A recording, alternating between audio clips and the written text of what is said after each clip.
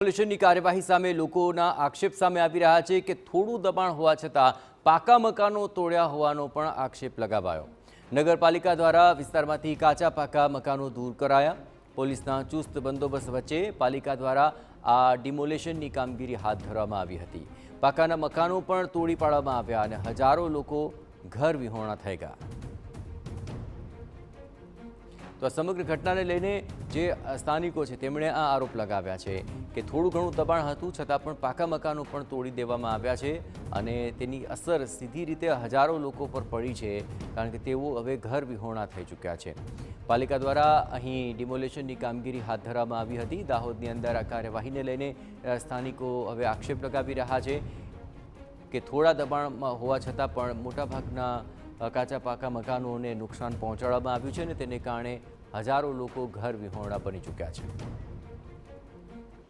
Smart city road upgradation project અંતર્ગત રસ્તા પૈકીના જે કોઈ પણ દબાણ હતા અને જે લાસ્ટ ડ્રાઈવમાં બાકી રહી ગયેલા હતા એમને સૂચના અને નોટિસો આપ્યા બાદ આજે દબાણ દૂર કરવાની કાર્યવાહી હાથમાં ધરવામાં આવી છે।